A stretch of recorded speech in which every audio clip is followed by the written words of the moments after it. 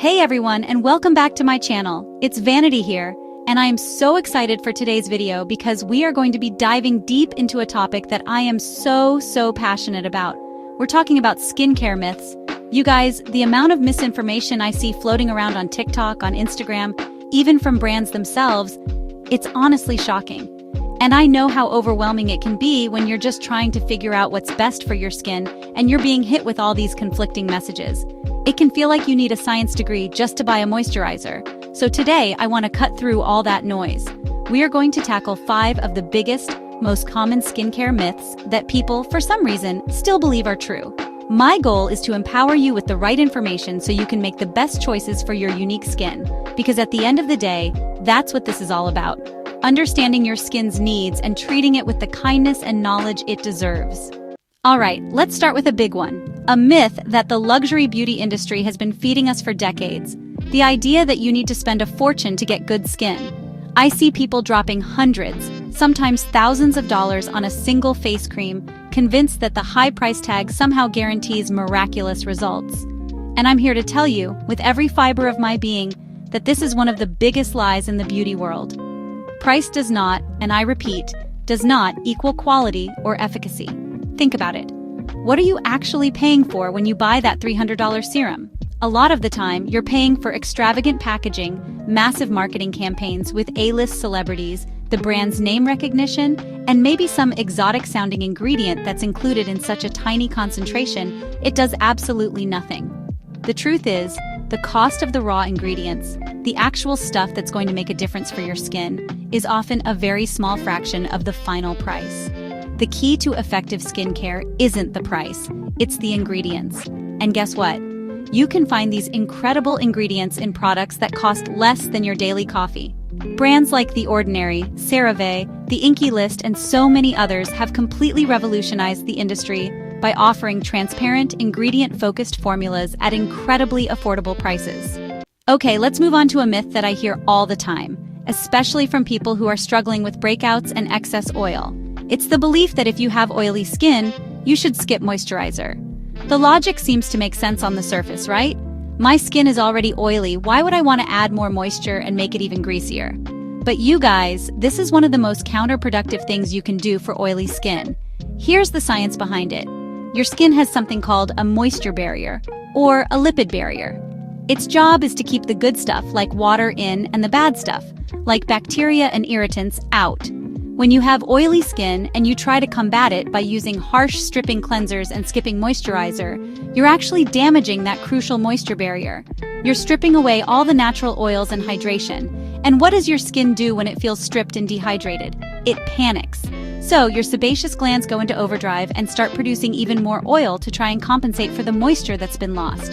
This creates a vicious cycle. Your skin gets oilier, you use more stripping products, and your skin gets even oilier in response. All skin types, and I mean all of them, oily, dry, combination, sensitive, need hydration. Hydration is about the water content in your skin, while oiliness is about the amount of sebum your skin produces. They are two different things. The key is to find the right kind of moisturizer for your skin type. If you have oily or acne-prone skin, you don't want to reach for a super thick, heavy, occlusive cream that's designed for very dry skin. Instead, you want to look for lightweight, non-comedogenic formulas that will provide hydration without adding extra grease. Ingredients to look for are things like hyaluronic acid, which is a humectant that draws water into the skin, and glycerin. Niacinamide is also a superstar ingredient for oily skin because it can help regulate sebum production over time. This next myth is a huge one, and it's fueled by some very clever marketing from clean and natural beauty brands. It's the idea that ingredients derived from nature are inherently safer, gentler, and more effective than anything created in a lab. We see words like all-natural, plant-based, and chemical-free plastered everywhere, and it's easy to fall into the trap of thinking that natural automatically means better. But honestly, this is a dangerous oversimplification. Let's be clear about one thing. The word chemical is not a bad word. Everything is a chemical. Water is a chemical. H2O, right? The air we breathe is a mixture of chemicals, and every single plant on this earth is made up of complex chemical compounds. The idea of chemical-free skincare is scientifically impossible, and it's just a fear-mongering marketing tactic. What we should be concerned about is whether an ingredient, natural or synthetic, is safe and effective for use on the skin. Think about it this way. Poison ivy is 100% natural, but would you rub it all over your face? Of course not. Many things found in nature can be extremely irritating or even toxic. When it comes to skincare, some of the most common irritants are natural ingredients. I'm talking about things like essential oils, lavender, peppermint, tea tree oil, which are often touted as natural solutions but are known to cause sensitivity, contact dermatitis, and allergic reactions for a lot of people. On the other hand, many synthetic or lab-created ingredients are incredibly beneficial, safe, and have been rigorously tested for their efficacy on the skin. Take hyaluronic acid, for example. It's often created through biofermentation in a lab, and it's one of the most effective hydrating ingredients we have. Scientists can isolate the beneficial part of a compound and deliver it in a way that the skin can actually use, without all the other potentially irritating components that might come along with a raw plant extract. It's about precision and control, which can lead to better and safer products. Okay, this next one is a myth that honestly scares me the most, because the consequences of believing it can be so serious. It's the idea that you only need to wear sunscreen when it's sunny outside. People think, oh, it's cloudy, or it's winter, or I'm just going to be in the office all day, so they skip their SPF. And you guys, this is one of the most damaging mistakes you can make for the long-term health and appearance of your skin. Let me introduce you to your skin's two main enemies from the sun, UVB and UVA rays. UVB rays are the ones you feel. They are shorter, more intense, and they are the primary cause of sunburn. The intensity of UVB rays does decrease on cloudy days, which is why you're less likely to get a sunburn when it's overcast. This is what tricks people into thinking they're safe. But then, there's UVA. Think of UVA as the silent, sneaky attacker. UVA rays are longer and can penetrate much deeper into the skin. They are the primary cause of premature aging. We're talking wrinkles, fine lines, and loss of elasticity. They are also a major contributor to the development of skin cancer. And here's the scary part. Up to 80% of UVA rays can penetrate through clouds. That means that even on the grayest, most miserable overcast day, those damaging UVA rays are still reaching your skin. They also penetrate through glass. So even if you're sitting inside by a window at work or driving in your car, you are still being exposed to UVA radiation. This exposure is cumulative. Every little bit adds up over your lifetime, slowly breaking down the collagen and elastin in your skin. This is why dermatologists and skincare experts like myself will tell you over and over again that sunscreen is a non-negotiable step in your morning routine, 365 days a year. You need to be using a broad-spectrum sunscreen, which means it protects against both UVA and UVB rays, with an SPF of 30 or higher. And you need to apply the correct amount, which is about 2 finger lengths for your face and neck. Finally, let's talk about a myth that is not only incorrect, but also incredibly shaming and hurtful to those who struggle with acne. It's the pervasive belief that acne is simply a result of being dirty or not washing your face enough. People with acne are often told to just wash your face more, as if they haven't already tried everything. This myth creates so much unnecessary guilt and shame around a medical condition that is far more complex than just surface-level cleanliness. Let me be perfectly clear. Acne is not your fault. It is not caused by having a dirty face. In fact, overwashing your face can make acne worse.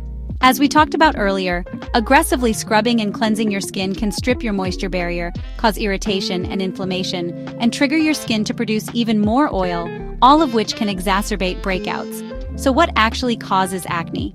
It's a multifaceted condition with several key contributing factors, and none of them are about being unclean. The first major factor is excess sebum production. This is when your sebaceous glands produce too much oil, which can clog your pores. This is often driven by hormones, which is why acne is so common during puberty, menstrual cycles, and other times of hormonal fluctuation. The second factor is hyperkeratinization, when your skin cells don't shed properly and get sticky, mixing with excess sebum to form plugs. The third factor is C. acnes bacteria multiplying in clogged pores.